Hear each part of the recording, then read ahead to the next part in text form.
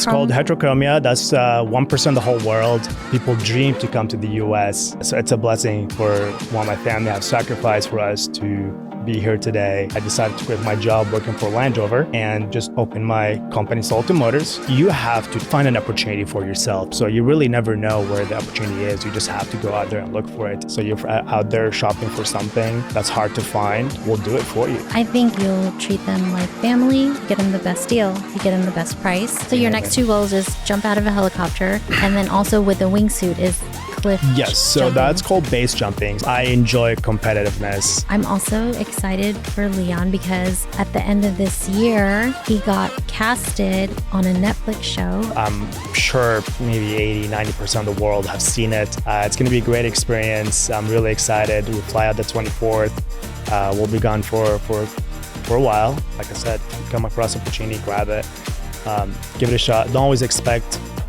something in return. But if it's something meant to be, it's meant to be. I really wanted everyone to meet Leon because he's a special person. He's going to talk to us about where he came from, how he got here, where he's at now, his business ventures, and all the other things like athletics and sports that he does. Please tell the world about yourself. Hi, Bebe. Thank you for having me on your show. Hi.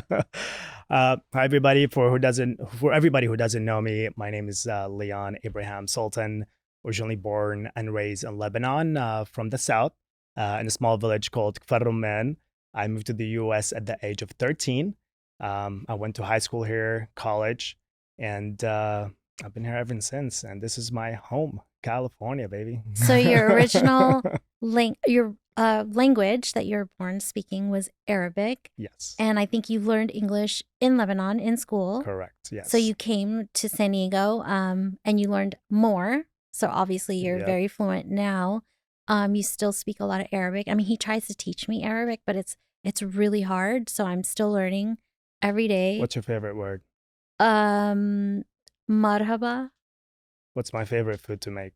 Food is to make. Yeah. What's my That favorite you Lebanese make? that you make for me? Oh, I make molokhia. Yeah, there you go. So I've been like making Lebanese food for him and stuff because I like to cook and I like to eat. So why not?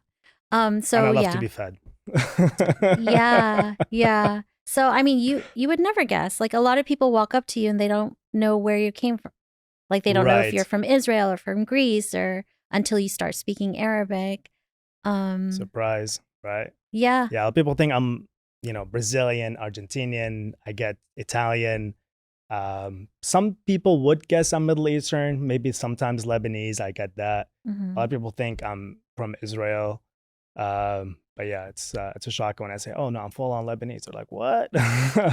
Yeah, and I don't know if you guys can tell in the camera or the lighting, but he's actually it's called heterochromia. It's called heterochromia. That's 1% of the whole world.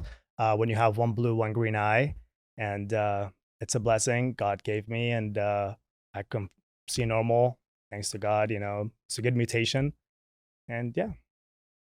I always yeah. Yeah, so I moved to the US, speaking English fluently, went to high school here. I had a little culture shock at first because, I grew up. School's a lot different. Of course. I went to private school back home. We had to be dressed up all the time, in a Uniform? in a uniform. Nails have to be cut, no long hair like this, always short.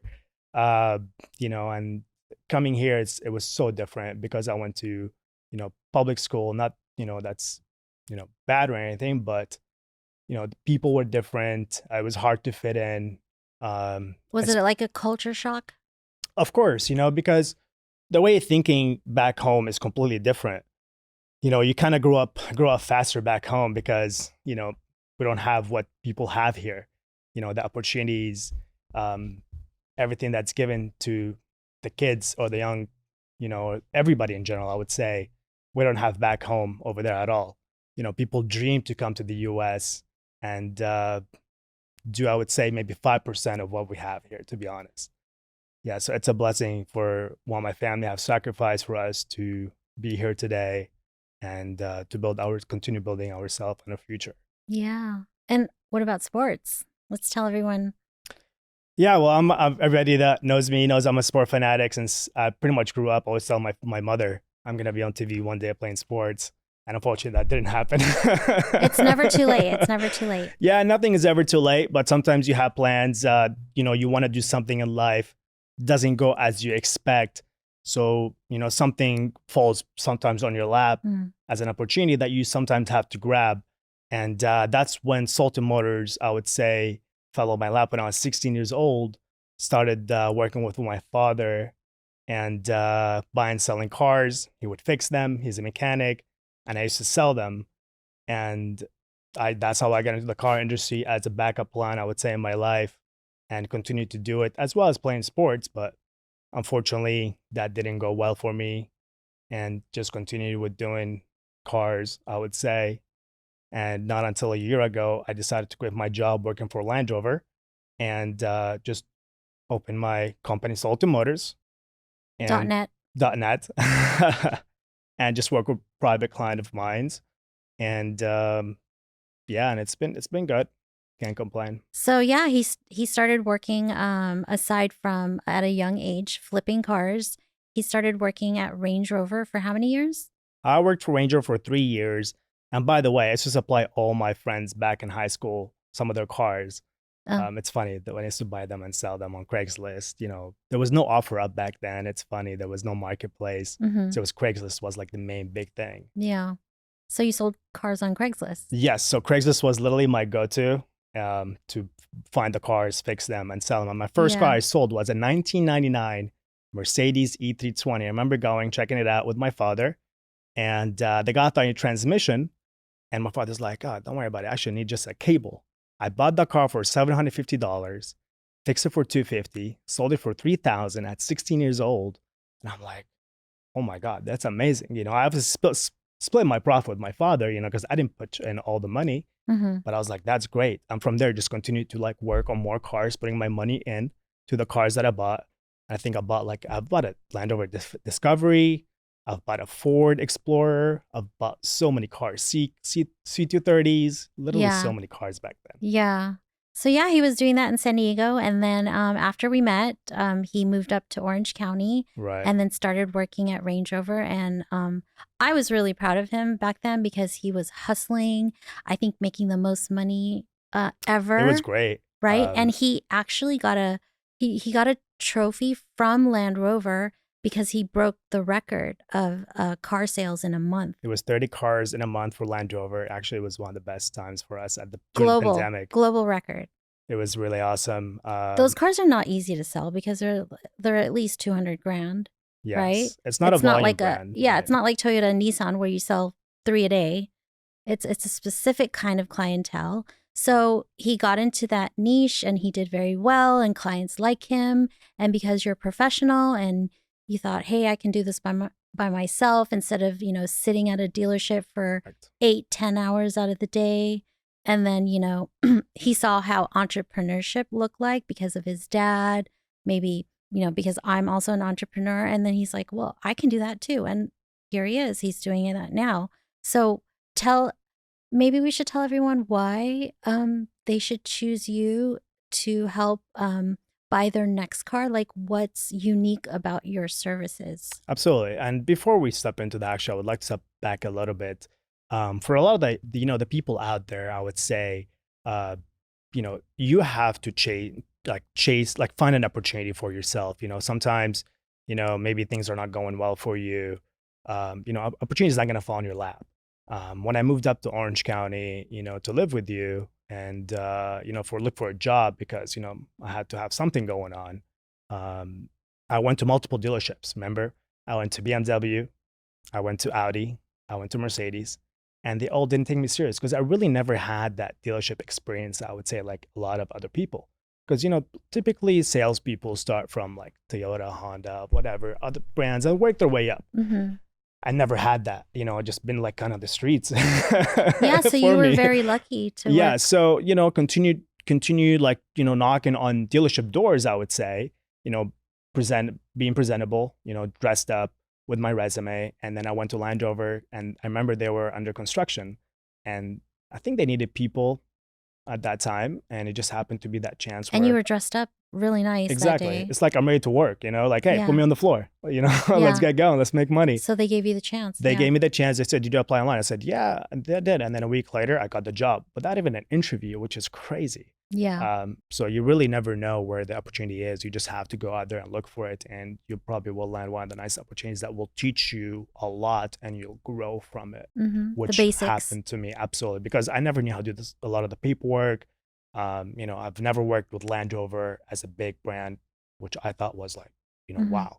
Okay, I'm selling $250,000 cars, and 100,000, and 50,000, which I wasn't doing back then. And yeah, from then, I learned a lot, and I decided to quit my job. So I'm my own company, Sultan Motors, and a lot of my clients actually, I had the chance to sell my first exotic car when I was at Land Rover. And I don't think the dealership knows that, but if you're watching this, they'll probably see it now. Sorry. It was one of my clients. I'm not gonna mention his name, but he's really good client of mine now. His name is Ken. Well, yeah, I said I'm not gonna mention his name, but I'm not gonna mention the full name. Shout out to Ken. He's a really great hustler, and great what he do. Him and Christian. He said, "Hey, my business partner might want to sell his Ferrari. Would you be interested?" And I always like to say this because it felt like 10 seconds that so many thoughts were going through my head. I said, literally, those were my thoughts. It's just a Ferrari. What's the difference between me selling a Ferrari and something else? And, what's the worst going to happen? Probably won't sell it and, whatever. But I believed in myself. And I said I had to react to Ken so quick. And I literally said it in 1 second. I said, yeah, Ken, I'll do it. And then the next day, I think second day, I met up with Christian. I took pictures of the car. I sold the car in 2 days, got Christian exactly what he wanted. I made money. What kind of car again? It was a Ferrari. Okay. It was a 488 GTB, 2019, black on black with the red stitching, fully loaded. And I didn't know too much about him, when it comes to like some of the options and everything, but I had to learn so quick about it. And I sold the car. And I was like, wow, this is amazing, and I would love to continue doing that. So as time, went by, started my own company, and a lot of my clientele, loved working with me, and there was trust. So I continued doing that for them, finding them private, finding them vehicles, Ferraris, Lambos, Rolls Royces, and it becomes word of mouth, where if there's that trust, people will always recommend their family and friends to you. And now, actually, I ship cars nationwide, not just Southern California, which is great.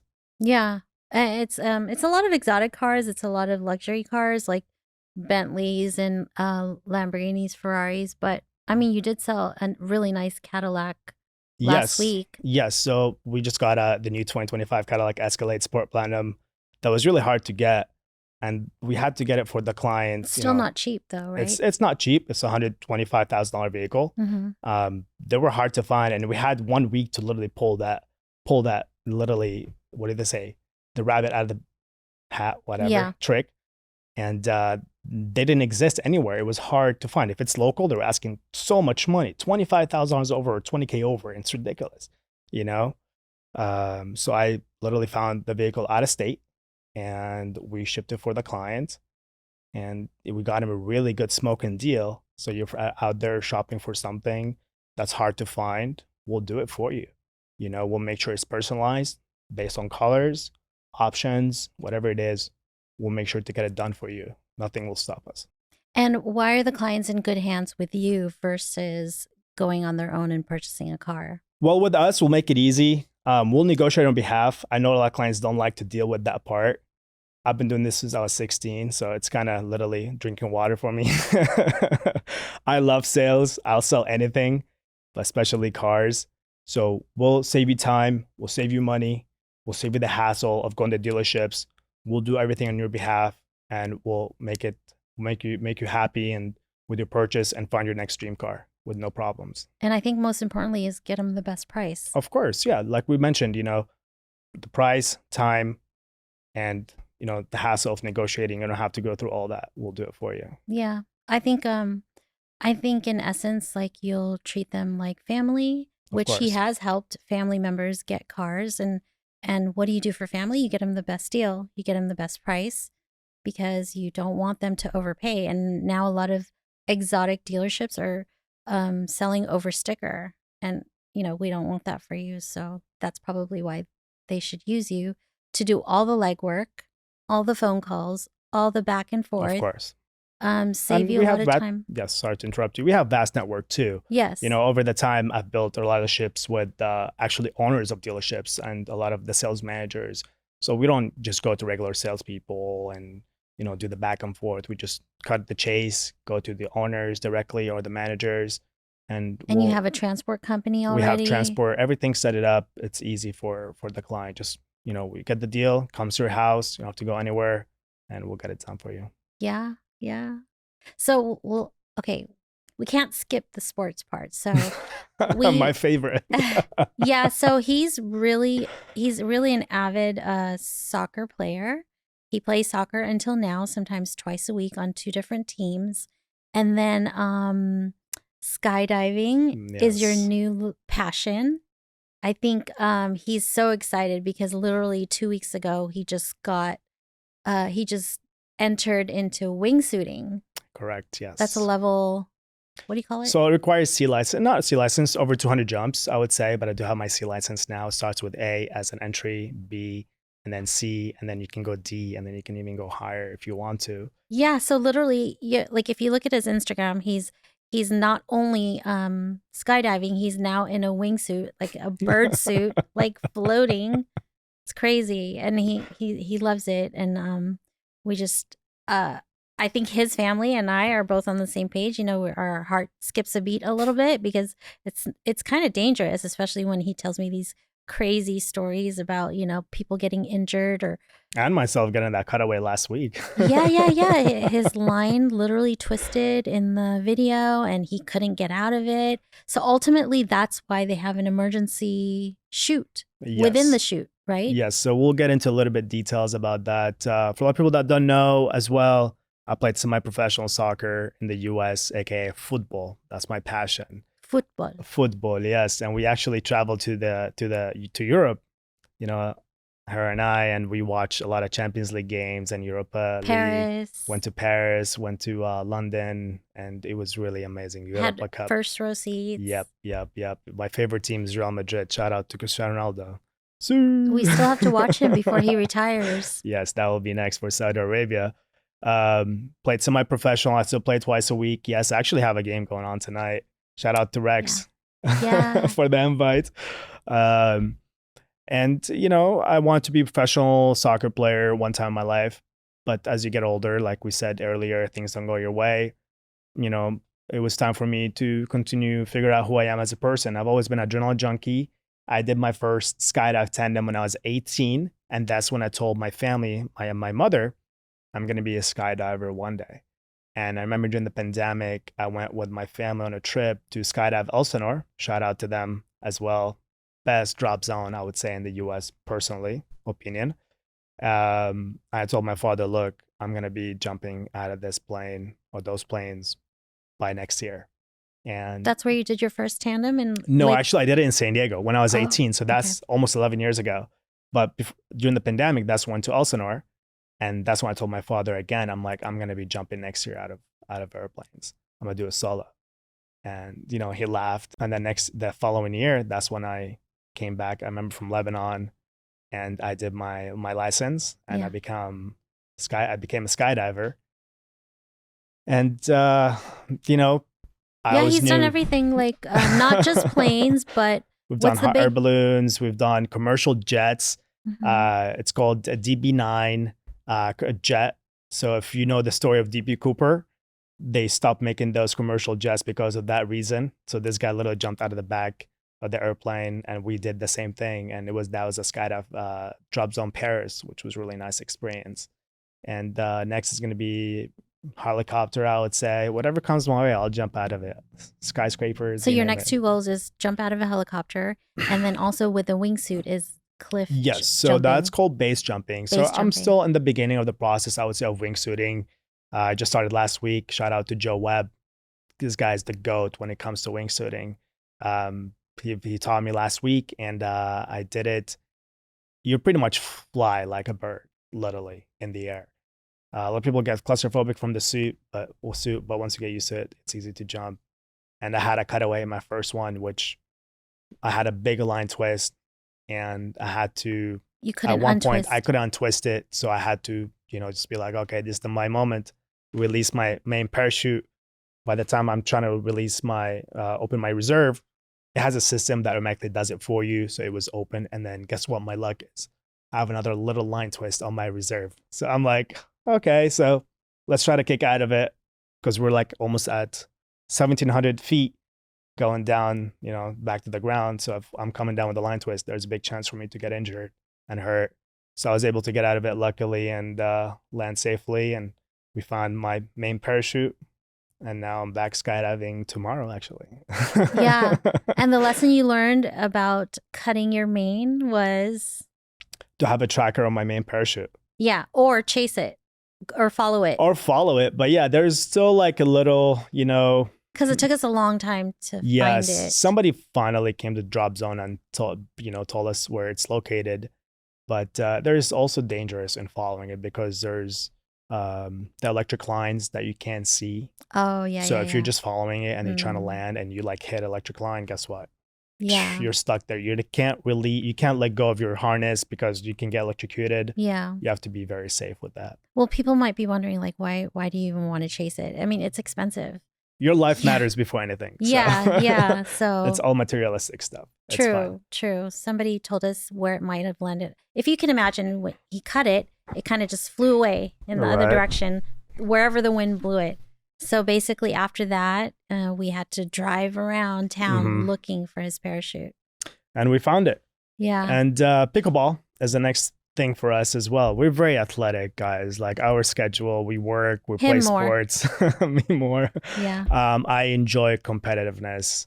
If you're playing sports with me, whatever it is, you're going to be up for a good game, because I don't like to lose. That's my mentality. We started pickleball as a family. We were just like at Target, like, oh, hey, let's buy these cheap paddles and da-da-da. So then, we started it with my daughter, and then it was so fun and addictive, and just like we got into it. And then all of a sudden, from paddle to the next paddle to the more expensive, now we have the most expensive paddles, and now we're doing tournaments together, and we've won a medal. Yeah, so now we're together. Silver medalists, right? We play mixed doubles. There's he does singles a lot, because he's really good with the sport by himself. He doesn't really need me, but like he said, he's more competitive. I do it for fun and the outfits. She gets mad at me for being competitive, because I'd sometimes give her shit. She doesn't like it, but I'm there to win. I'm not there. It's like there's an athlete language. I think you hear it in the basketball courts too. The basketball players, they lock in. I didn't know. I tell her. No, I didn't know they talk crap to each other. Like, and I got a taste of that with him. So and she gets pissed at me, but hey, like I tell her it's normal. Like I'm just sensitive. When me and my friends are playing or whatever it is, we always try to like motivate each other. It's not talking down. It's like trying to get the other person to lock in to perform at their best level. Yeah. Because maybe soccer players do that too. Every sport pretty much. If somebody's not performing, they gotta get it together. We say lock in. Come on, man, right here, right now. Let's get it. So you gotta leave it all on the court. Whatever sport you're playing. So and coming from that mentality, we don't want to lose. Always try to go for the gold. Also played 4-0 level at the PPA. Actually 3-0 at the PPA, and I just played at Kappa.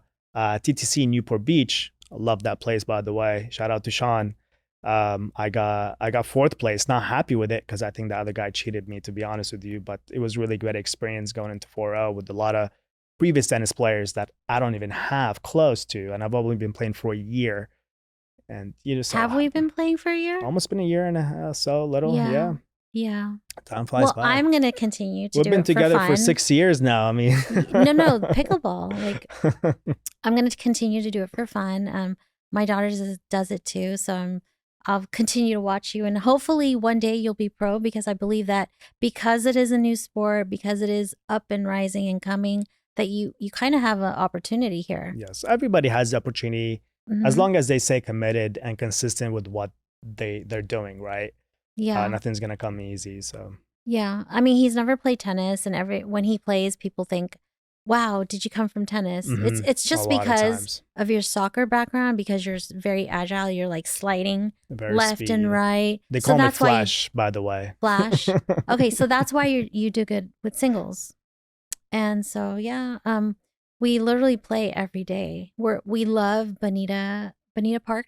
Buena Park. That's the hotspot for our Irvine, Newport, I would say, community. A lot of locals in Newport Beach, Mhm. we go there. Los Cab as well. We get invited there. That's Mhm. our club. And TTC, we enjoy going there a lot too as well. The tennis club at Newport. The Newport Beach Tennis Club. Okay, yeah, Mhm. TTC. Yeah. Yes. They're all very fun. I mean, if you guys haven't tried it yet, please try it. And I promise you'll love it. So guys, I'm also excited for Leon because this month he's gonna fly to London to do a special shoot, and I guess you guys will see it at the end of this year. He got casted on a Netflix show. I can't tell you who. Yes, unfortunately, we cannot disclose the show. It's a huge show, though. I'm sure maybe 80-90% of the world have seen it. It's going to be a great experience. I'm really excited. We fly out the 24th. We'll be gone for a while. Yeah. And it's funny how he came about on this opportunity. It's because we went to LA and we did we can't disclose too much. We went to LA and we met the right people and did the right thing. You know how they say you're in the right place at the right time with the right people? There you go. Right, absolutely. And then from then, that's how he got this opportunity. So everything happens for a reason. Absolutely. Just, go out there, have a good time. Like I said, if you come across opportunity, grab it, give it a shot. Don't always expect, something in return. But if it's something meant to be, it's meant to be. It's going to happen for you, So he's not only excited to be on TV casting for this show, but it's also a good opportunity to win. And win big. Win big. So big, pretty big. Yeah, yeah. Hopefully, fingers crossed. We'll do our best to win and represent everybody. Because I play the lottery, he doesn't play the lottery, so this is your chance to win big. Yep. Thank you so much for coming. Of course. I love you. Love you too. I love you. And don't forget, sultanmotors.net. I'll have all my information showing there. Yeah. Don't stress about buying a car. Just call Leon. I'm your guy.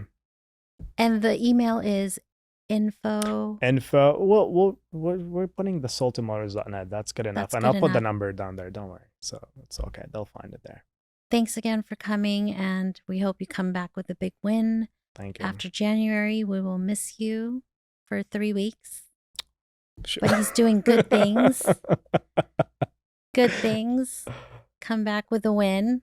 Hopefully. And then we'll get back to pickleball. Amen. After. Love to you. Thank you. Yay. Good job. Whew.